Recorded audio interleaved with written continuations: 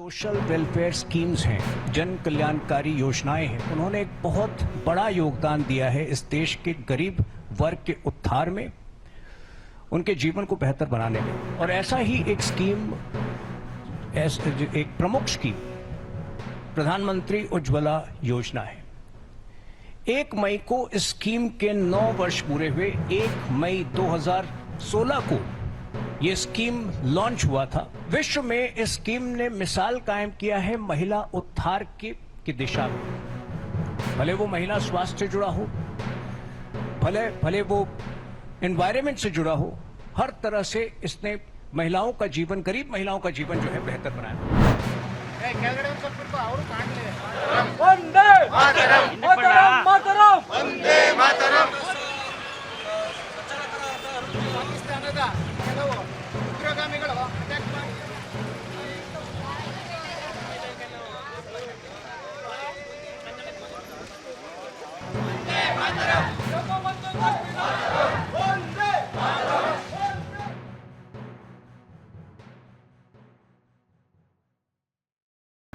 ಇಡೀ ದೇಶದಾದ್ಯಂತ ರಾಷ್ಟ್ರ ಸುರಕ್ಷಾ ಸಮಿತಿಯ ಎಲ್ಲ ಬಂಧುಗಳು ಪಕ್ಷ ಭೇದ ಮರೆತು, ಜಾತಿ ಭೇದ ಮರೆತು, ಧರ್ಮ ಭೇದ ಮರೆತು ಈ ತಿರಂಗ ಯಾತ್ರೆಯನ್ನ ಮಾಡ್ತಾ ಇದ್ದೀವಿ.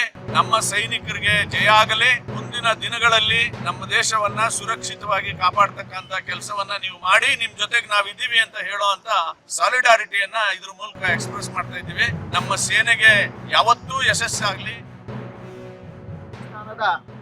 ಮಿಲಿಟರಿ ಅಧಿಕಾರಿ, ನಮ್ಮ ದೇಶದ ಮಿಲಿಟರಿ ಅಧಿಕಾರಿಗೆ ಫೋನ್ ಮಾಡಿ ಅಂಗಲಾಚಿ ಬೇಡ್ಕೊಳ್ತಾ ಇದ್ದಾರೆ, ಸಾಕು ನಿಲ್ಲಿಸಿ, ಯುದ್ಧ ಪ್ರಾರಂಭ ಮುಂಚೆನೆ ಈ ಪ್ರತಿಕಾರವನ್ನು ನಿಲ್ಲಿಸಿ ಅಂತ ಅಂಗಲಾಚಿ ಬೇಡ್ಕೊಂಡಿದೆ. ಇಡೀ ಪಾಕಿಸ್ತಾನದ ಅಟ್ಯಾಕ್ ಮಾಡಿದಂತಹ ನಮ್ಮ ಭಾರತೀಯ ಸೈನ್ಯದ ತಾಕತ್ತನ್ನು ಇವತ್ತು ಪ್ರದರ್ಶನ ಮಾಡಿದಂತಹ ಹೆಮ್ಮೆಯ ಸೈನಿಕರಿಗೆ, ಭಾರತ ಸರ್ಕಾರಕ್ಕೆ ಅಭಿನಂದನೆಗಳನ್ನು ತಿಳಿಸಲು ತಿರಂಗ ಯಾತ್ರೆಯನ್ನ ಹಮ್ಮಿಕೊಳ್ಳಲಾಗಿದೆ.